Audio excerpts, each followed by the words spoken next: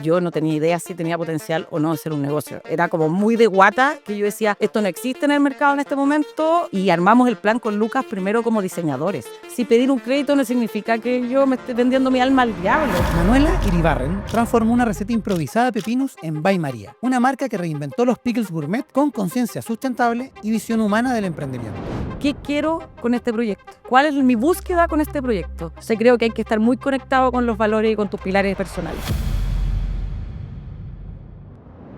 Hola a todos y todas, ¿cómo están? Bienvenidos a un nuevo capítulo de Andes Go, el podcast donde descubrimos cómo distintas personas han convertido su talento y propósito en libertad financiera. Así que vamos, Manuela, conversemos un poquito. ¿Cómo estás? Bien, ¿y tú? Muchas gracias por la invitación. Bien, también aquí emocionados porque esto es una historia entretenida.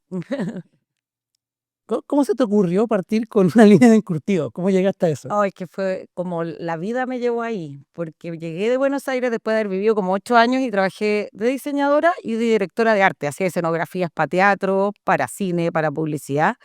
Y llego a Chile esperando a mi hija María, con mi pareja en ese momento, todo más o menos bien, pero nos pegamos un viaje a Perú y me da hepatitis embarazada.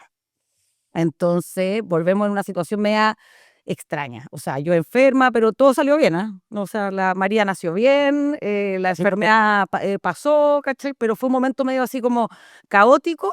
Y cuando nace María, yo dije, ¿ya qué hago? ¿Vuelvo a como a ser directora de arte? Pero dije, no, quiero ser una mamá más presente, no quiero tener esas como rutinas extenuantes como del cine y de la publicidad, que de repente tenéis jornadas que tenéis que irte de viaje, 1000 semanas y no sé qué. Y ahí yo estaba como un poco como, ¿qué hacemos ahora?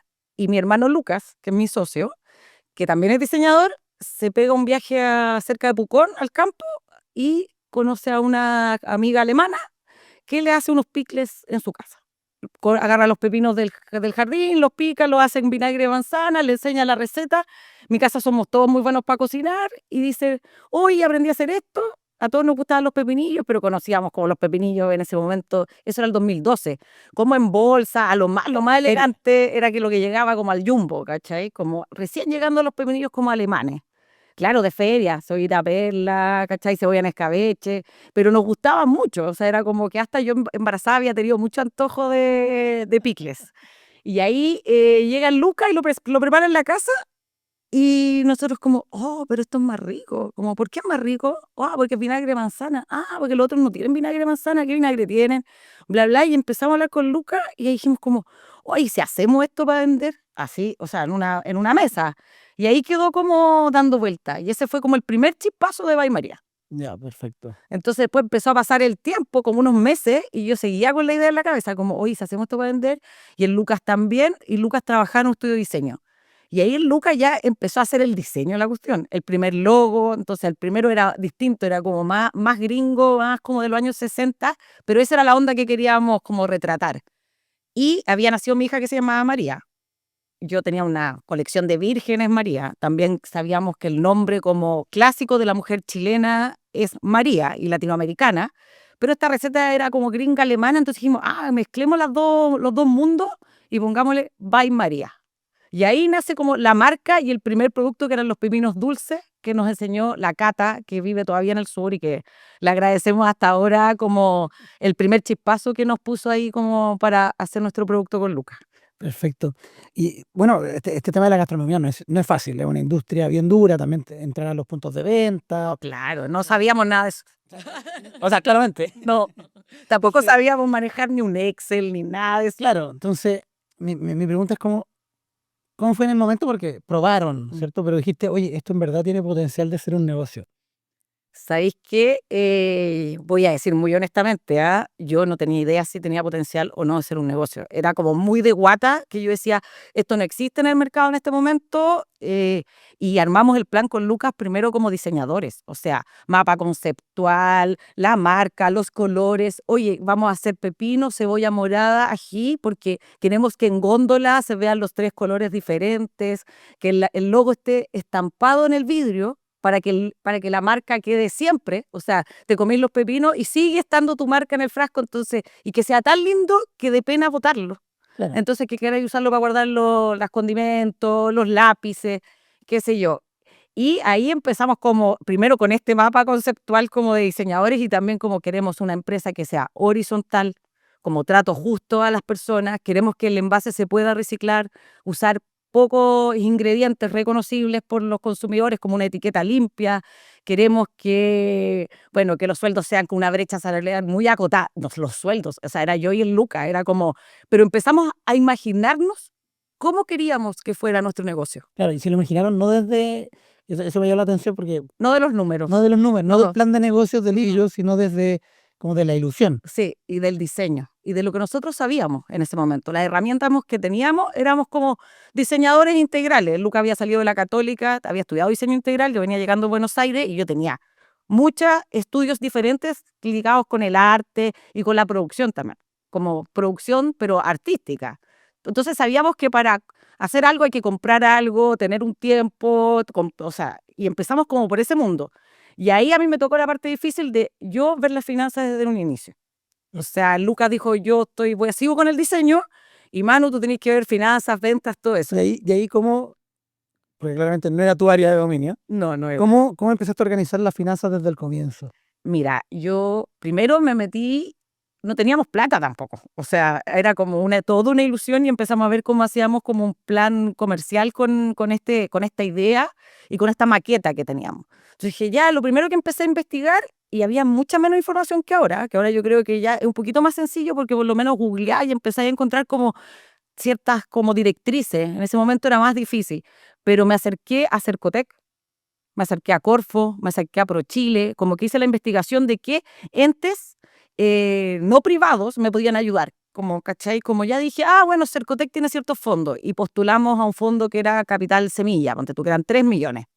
Entonces, por ahí. Y esos fondos tenían capacitaciones, donde yo tenía que tomar clases de cómo hacer un plan de negocio, un resultado operacional, un flujo de caja, todo muy sencillo. Entonces yo empecé a agarrar esa herramienta y después mujeres empresarias Perfecto. se acercó a mí y me dijo como, Manu, queremos que seáis parte de esto y que toméis nuestras mentorías porque vemos como potencial en tu proyecto.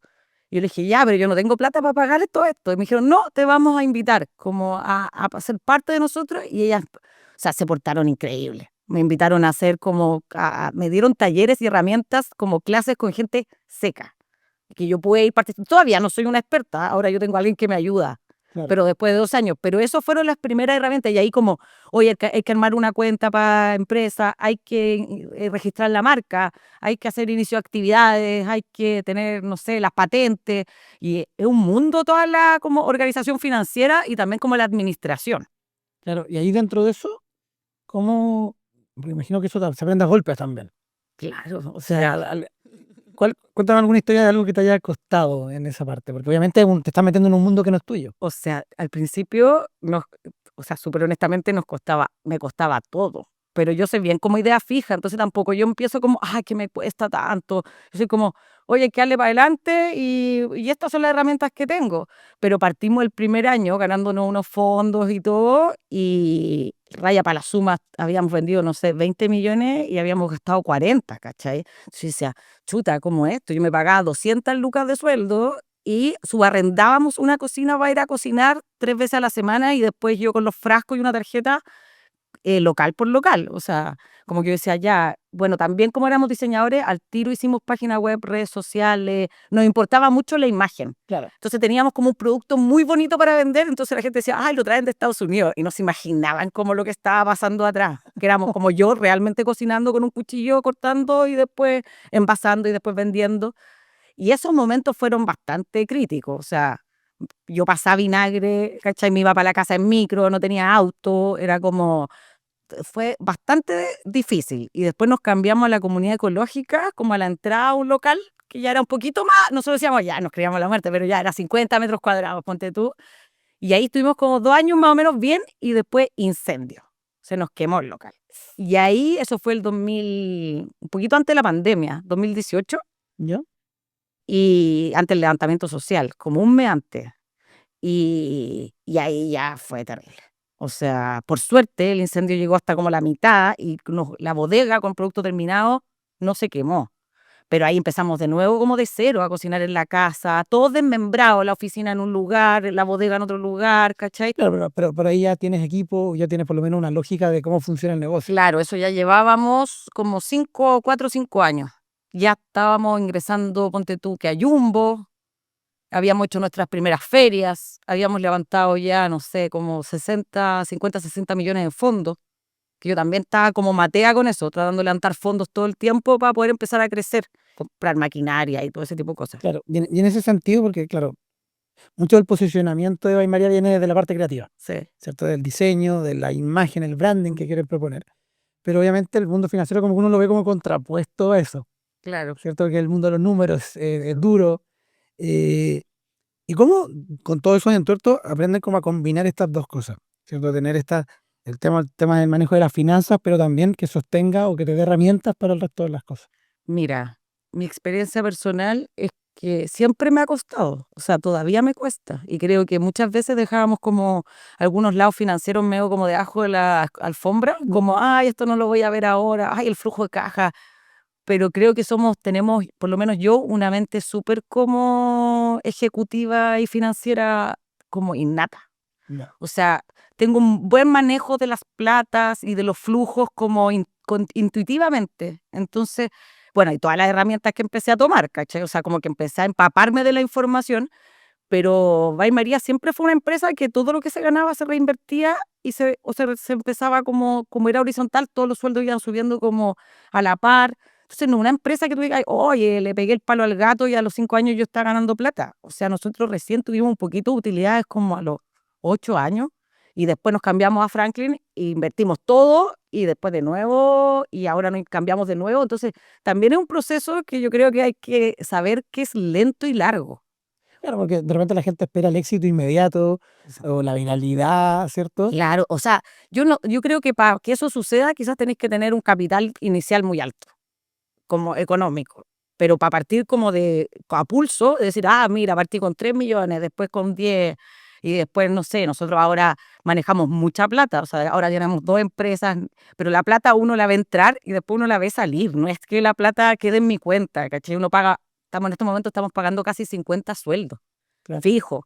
Entonces, más arriendo, más no sé qué. Entonces, yo creo que es un camino de largo aliento, no es como rápido. Y te dicen, los 3 años, qué números azules. No sé en qué negocio es así. En el de nosotros no ha sido así porque también nuestro modelo de negocio, pagar buenos sueldos, tener buen packaging, reciclar, hacerse cargo de tus desechos, tener buenas materias primas, tener una página web increíble y todo eso, o sea, tenéis que gastar recursos en eso. Claro, Quizás si tenía un modelo donde si voy a pagar sueldo mínimo y yo, y no me importa el diseño, no me importa que sea de un plástico que no se recicla y bla, bla, quizás pedir plata más rápido. Pero eso no era a mí no me movía la plata, a mí me movía hacer un proyecto que fuera más consistente. perfecto. Y quiero ahondar un poquito en eso, porque has mencionado ya un par de veces el tema de que una estructura bien horizontal, con hartos principios como valores que están planteando. Entonces, ¿cómo logran mantener eso en el tiempo? ¿Cierto? Pensando en que obviamente igual es una empresa, igual tiene que ser un negocio. Sí, po. Mira, bueno, ahí era que, Cuéntame un poquito de qué se trata, cómo lo tienen organizado. mira, nosotros al principio era solamente como una idea al momento de generar el proyecto y después sí lo empezamos a implementar como muy realmente. En los proyectos que ganábamos, en los fondos Ponte tú de Corfo, yo incluía una parte del presupuesto del proyecto para, no sé, huella de carbono cero. Entonces trataba de que la plata fuera plata que entraba de otras maneras, no por la venta de mi producto. Y después también empecé a cachar cómo se ajustaba el precio para yo poder cumplir con estos estándares que yo quería. Entonces hay que tener súper harto cuidado, porque tú decías, quizás Bay María es más caro que, bueno, competencia directa no tiene tanto, porque los otros pepinillos son distintos, pero como que hay que tener súper harto cuidado como de fijar bien un precio para que podáis sostener esta estructura. Y es difícil, o sea, también es como pensar que es de largo aliento, pues de que quizás en 15 años esta cuestión va a haber frutos, quizás en 20 años va a haber frutos, no es algo es instantáneo. Pero yo creo que esa forma es como ir metiéndola en tu estructura de costos, todos estos gastos asociados que tienen que ver con estos pilares o estos valores. Bueno, para andar un poquito en esos pilares de valores, porque al final es como una declaración de principio. ¿En qué consisten? Mira, nosotros decidimos o no usar plástico, ponte tú, y que todos los envases para el proceso productivo se pudieran reutilizar. Entonces, no sé, los contenedores que usamos son de inox, entonces no se desechan. Después estamos bajo la ley REP, que es la ley de responsabilidad extendida del productor, que es cómo te haces cargo tú de los packaging que tiráis al mercado. O sea, en mi caso, del vidrio, del metal, de la caja de cartón, de todo lo que tiráis al mercado. Entonces nosotros trabajamos con Todo Reciclamos, que es una empresa que es como nuestro partner, y nosotros pagamos para que la misma cantidad que introducimos al mercado se recicle. Y se recicle por empresas certificadas que sabemos que reciclaron, no sé, 20.000 toneladas de vidrio el año pasado, que corresponden a las 20.000 toneladas de vidrio que María metió al mercado. Entonces, ese tipo de cosas son para nosotros fundamentales. Después que la brecha salarial, nunca hemos pagado el mínimo. La persona que gana mínimo ahora gana como el mínimo más un 20%, 30% del mínimo, y la brecha salarial, el que más gana es como el doble de esa persona. No hay alguien que gane, no sé, 10 millones de pesos y otra persona gana el mínimo. Y ahí se ve como en la horizontalidad también de cómo la gente se compromete con el proyecto. O sea, la gente que trabaja en María, todos se quedan eternos. Nadie se va. Tenemos un equipo demasiado sólido y que ha durado mucho tiempo porque también tenéis voz y voto. O sea, también es un espacio donde yo escucho lo que quieren, lo que necesitan, y también ven que yo no ando como lucrando tanto del negocio, y eso también genera como un ambiente saludable donde dicen, la Manu se nota que está viviendo parecido a como vivo yo. No es como un jefe que viene como de otro mundo, ¿cachai? De otra clase social. Y eso también es una parte de los valores como fundamentales de la empresa en este momento. Los otros pilares era que fuera, no sé, de los ingredientes, que fueran ingredientes reconocibles, de productores que conociéramos, lo más cerca a Santiago para que hubiera como poco contaminación en los movimientos de los pepinos, ¿cachai? Para llegar a Santiago, en lo que se puede, porque Chile no está muy regulado en muchas de esas cosas, Claro. y también Chile tampoco te incentiva tanto. No te dice, oye, te voy a bajar 2 puntos de los impuestos si tú haces esto, esto, esto. Que eso sería fantástico porque ayudaría a que también todo ese peso se distribuyera, o sea, no lo estáis pagando tú solo como empresario. Claro, claro, perfecto. Y ahí, bueno, y ahí un tema que me va a dar harto la atención es porque, claro, partiste tú con Lucas, Sí. pero después estás hablando de que tienes un equipo que lo fuiste formando y que se están quedando. Entonces, ¿cómo logras hacer esa transición entre, que al final, al principio la marca son ustedes, Mm. ¿cierto? Ahora que es una empresa sólida, que es una empresa que tiene equipo y que está ahí. Eso ¿Cómo logras esa combinación? también se nos costó, porque al principio era como el amigo del amigo y que el amigo, y cero entrevistas y cero nada, pero tuvimos buena suerte, por suerte. Mucha gente al principio se acercaba a gente conocida, o sea, amigos de amigos, gente del colegio, ¿cachai? Gente de gente que necesitaba trabajo por día, y después durante el tiempo empezamos ya a hacer como meternos como en toda la parte más formal de poner avisos en ciertas plataformas, hacer más entrevistas, buscar gente más especializada en cada área, ¿cachai? Porque era como yo decía, ay, si yo aprendí, cualquiera pues como que tenía esa sensación, pero no es tan así, pues hay gente que después tú decís, chuta, igual lo vamos a mover de área porque no le pega tanto a esto, pero ha sido bastante como orgánico, y como también nuestra parte más como deficiente o débil eran las finanzas, porque nadie tenía como ese conocimiento. Ahora estamos trabajando con un asesor financiero, con una persona que nos ayuda, y que tenemos una reunión de directorio cada 2 semanas donde se conversa todo, cómo están los números, cómo fijar los precios, hay que fijar los precios para el otro año, y ya estamos también pensando ya 2026. Antes era mucho el día a día y ahora ya estamos proyectando, y eso también es importante. Y hemos armado el equipo así como paulatinamente, y hace un año abrimos un restaurante, y eso es otro equipo, otra forma, la barra de picles, que la idea era un lugar donde se usaran los picles y las salsas de Bay María, y también ha agarrado forma por sí solo, porque los proyectos también tienen como una propia identidad, Claro. ¿cachai? Y ahí me imagino que ese desafío de la barra de pickles, ¿cómo nace ese desafío? Mira, primero cuando nos cambiamos a la factoría Franklin, que ahí estábamos desde el 2020 más o menos, el espacio daba mucho para tener como un lugar para atención a público. Además de una tienda, nosotros dijimos al tiro, oye, ¿cómo podemos hacer que esté la fábrica y que haya un lugar para comer los productos? Entonces pensamos en sanguchitos como al paso. Y después, cuando estuvimos ahí, estuvimos como 2 años, empezamos a buscar un lugar para la fábrica y encontramos como un lugar ideal, que tenía en el menos uno un espacio gigante, como una planta para poder hacer la fábrica, y en el uno salía a la calle. y está en Irarrázaval con Bustamante, con San Eugenio, y metro, al frente del metro de Irarrázaval. Y ahí nosotros mirando este espacio con mi hermano dijimos, igual nos volvimos un poco locos, porque dijimos, ya como no hemos trabajado nada, ¿por qué no nos hacemos un restaurante de, no sé, 150 metros cuadrados?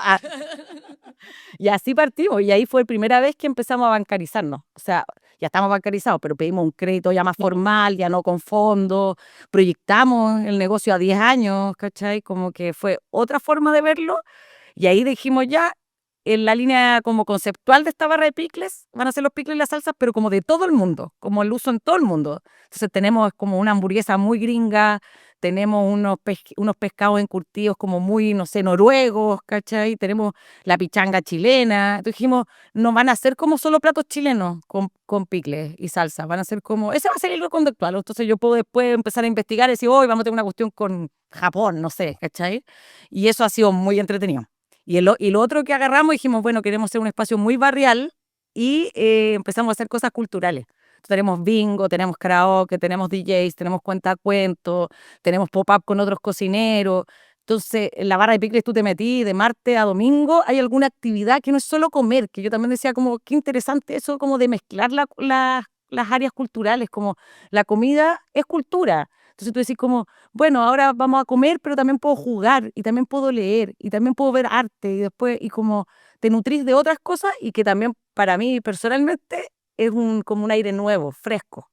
Claro, y es curioso porque esta también tiene otra aproximación creativa, como desde, oye, ¿qué puedo crear con esto? Sí. Pero ahora con bases financieras que aprendieron en el camino. Y estamos mucho más sólidos que antes. O sea, el negocio está partiendo ya un año, de nuevo es un camino, de nuevo tú decís, oye, invertí todo de nuevo, pero digo, ya de aquí a 10 años, no sé. Claro, y ahí porque ahora ya están pensando en futuro, pero obviamente eh, en el camino te tocó probablemente tomar definiciones financieras. Mm. Eh, ¿Cuáles son esas que tú dices como, o cómo tomaste estas decisiones financieras sin perder la esencia de lo que están haciendo con Bay María? Bueno, nuestros pilares estaban muy claros, entonces yo creo que eso es muy importante. Como tener muy, muy claro lo que tú querís, cuáles son tus pilares, tus valores. Entonces ahí cualquier decisión que tomes va a estar como acompañando estos pilares. No es como, oye, si pedir un crédito no significa que yo me esté vendiendo mi alma al diablo. O sea, yo al final estoy en los medios que yo tengo para poder crecer y hacer una empresa que al revés sea más saludable, trate mejor a la gente que trabaja ahí, ¿cachai? Tenga mejor, no sé, mejor con el medio ambiente. Entonces las decisiones financieras que fuimos tomando, yo creo que primero, como teníamos tan claro esto, no hacían ruido. No era como, hoy si pido un crédito, da miedo, pero no nos hacían ruido. A mí me da miedo porque yo decía, chuta, estar endeudados 10 años, no sé, 6 años, ponte tú, pedimos los créditos. Pero, pero como ya también llevábamos tantos años y como no con números azules vueltos locos, pero como con bastante tranquila nuestra línea financiera, con un crecimiento así exponencial, como clarito. Tampoco nos costó tanto esa relación con el banco. El banco fue como amable, entre comillas, o sea, pudimos lograr tener buenas tasas, pudimos tener como conversaciones saludables, fueron a conocerlo el espacio, vieron en qué íbamos a invertir las lucas, ¿cachai? Entonces como que no ha sido traumático para mí ese proceso. O sea, al revés, fue como bien fluido. Me da un poco de susto porque me da susto volver a invertir tanto, pero fue fluido, fue amable. Y esas decisiones financieras fueron como las más importantes que hemos tomado, porque antes, puro fondo estatal, pues entonces no se metía el banco ahí, Claro. ¿cachai? Y dentro de todas esas cosas, porque obviamente si vas a buscar fondos o si vas a pedir un crédito, etcétera, te quieres invertir en algo. Si tuvieras que decir como, esta fue la inversión clave que hizo, o que, ¿de qué decisión, de qué inversión te sientes como más orgullosa de hicimos esto y nos marcó el camino? Bueno, yo en este momento, después de un largo camino y de muchos como caídas y levantadas, la decisión de estar donde estamos hoy en día, con nuestra fábrica que se puede recorrer, al mismo tiempo está el restaurante, con toda la cuestión cultural, donde podéis probar todos nuestros productos y podéis hacer tour a la fábrica y está la bodega al lado y hay montacarga y hay logística para entrar el camión y todo, yo es como que me siento feliz. O sea, digo como qué lindo el lugar que ahora tenemos. Entonces, esta inversión final que, o sea, no sé si final, porque ya no sé, pero a mí me gustaría que más o menos fuera ya por un tiempo más quedarnos ahí. Fue muy saludable, eh, No solo como por la plata que entró, como también como para nosotros sentirnos más tranquilos de estar trabajando en un espacio donde tenéis todo lo que necesitas para poder hacer lo que tienes que hacer. ¿Cachai? Tenéis Perfecto. todas las herramientas, tenéis el espacio adecuado para hacer lo que tenés que hacer. Porque siempre partimos, o sea, partí cocinando en la casa, con los frascos en el patio. Después en Peñalolén, donde una cuestión media de adobe, que después se quemó, que tampoco era que bruto lo ideal. Después la factoría Franklin, que era un espacio que después se transformó en más restaurante, entonces tampoco era tanta fábrica. Y este lugar es como fábrica, restaurante, bodega, bodega 2, y como que esa estructura para mí ha sido fantástico haber invertido en eso, Qué bueno, en esa tranquilidad, ¿cachai? qué buena, qué buena. Y ahí tengo una duda, porque obviamente la gente que está viendo el podcast es gente Mm. que está imaginándose emprender o buscar su libertad financiera. ¿Cuál sería tu tip, así como el imperdible financiero? Este tip que, oye, hagan esto. Si pueden tener la oportunidad, hagan esto. Mira, yo no sé si tengo un tip así como un tip, pero creo que hay que estar todo el rato empapado de tus finanzas. No puedes dejarlas como solas y decir, ay, yo me meto una vez a la semana a ver el banco. Tenéis que tener súper claro cuánta plata se está moviendo, cuánta plata está entrando, para dónde se está yendo, cómo se está yendo, para fijar tus precios, como el resultado operacional y el flujo de caja. Tenéis que como, eso he aprendido, porque al principio era como, ah, y yo digo, ¿cuánta plata se me habrá ido? Y yo no me di ni cuenta, ¿cachai? ¿Y en qué? Entonces, saber en qué estáis gastando la plata, cómo la estáis gastando es muy bueno como para la mente y la tranquilidad financiera. Eso creo yo que es como estar ahí aguja, ¿cachai? Como estar mirando todo el rato. Para ir cerrando, una penúltima pregunta. Ya. Porque obviamente en la industria gastronómica los márgenes son bien estrechos. Obviamente depende del tipo de producto, los ingredientes, los precios de las verduras van cambiando toda la semana. De todas maneras. Entonces, ¿cómo o qué estrategias han aplicado para mantener la rentabilidad sin comprometer la calidad que los destaca? Ay, qué difícil, porque sí, pues en el mundo gastronómico los márgenes son muy chiquititos y como tú decís, tiene mucha temporalidad. O sea, nosotros las materias primas que usamos, sobre todo en Bain María, son de verano. El pepino, full verano, los ajíes, full verano. Entonces nosotros al principio también era como un poco como era tan orgánico el asunto, al principio era como, oye, pero en verano ganamos, no sé, lucas por frasco y en invierno estamos ganando 100 pesos por frasco. Entonces, con la experiencia que hemos tenido para mantener la calidad y el precio, es como ya no fijarse como en el mes, ver tu proyección como a nivel anual o de 2 años y decir, oye, mira, si compro a este precio en verano, llegar como a un promedio, decir, ya, esto voy a ganar en X mes, esto otro, entonces en promedio voy a llegar al margen que yo necesito y tener súper claro el margen que tú necesitáis para seguir funcionando. O sea, no sé, bruto necesito 60% y la línea final 15, qué sé yo, 8, 7, depende como de la cantidad y del volumen y cómo te van dando la plata. Pero yo creo que hay que ver lo mismo que sea como en macro este como resultado operacional y este flujo y esta proyección financiera. Como decir, ya. Y también tener un margen de equivocación contemplado, de como imprevistos, ¿cachai? De como, oye, hubo sequía, no ha pasado, oye, no sé, llovió todo, ya los pepinos subieron al triple, ¿cachai? Entonces, chuta, no lo contemplé, nunca contemplé que podía pasar algo así. Y ahora, cada vez con la experiencia, contemplamos más ese tipo de Claro que episodios. en el peor de los casos esa línea se borra y tenéis más margen. Claro, pues, tal cual. Tú decís como ya, mejor equivocarse y tener esto como por imprevistos y al final de la línea, si no pasó eso, tener, oh, qué lindo los números y a no tenerlo y después decir, chuta, ¿cachai? Bueno, salí patada de nuevo en rojo, no preví esto, ¿cachai? Perfecto. Y una última pregunta, Manuela, Mm. porque la gente que nos está mirando, ¿cierto? ¿Qué consejo les darías a ellos si quieren emprender, si quieren buscar su libertad financiera? Primero, atreverse, como no darle tantas vueltas, como no decir como, hoy si no me va bien, como ese susto, que yo creo que es natural, pero yo creo que hay que ser un poquito más como aguerrido en ese aspecto, como atreverse. Y lo otro, para mí fue muy bueno hacer este plan conceptual con pilares y valores claros. ¿Qué quiero con este proyecto? ¿Cachai? ¿Cuál es mi búsqueda con este proyecto? Y yo creo que eso es muy genuino y también ayuda mucho como para estar en paz con el proyecto que vaya a hacer, porque es a largo aliento, pues, entonces tenéis que pensar que va a ser una vida que voy a estar como en este mismo proyecto. Entonces creo que hay que estar muy conectado con los valores y con tus pilares personales. Y ojalá sea para el bien de la humanidad y pensando en nuestros hijos y hijas, ¿cachai? En lo que le vaya a dejar a las personas a un futuro, A las Marías. a las Marías. Sí.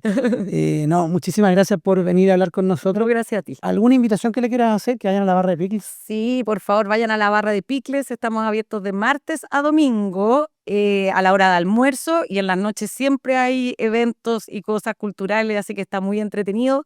Y nos pueden buscar en Instagram, barra de Picles o _by María. Muchísimas gracias. Y a todos los que están escuchándonos, los dejamos invitados a seguir la cuenta Andes Go, suscribirse aquí y también en Instagram para que no se pierdan los próximos episodios. Nos vemos, que estén muy bien. Cuídense mucho.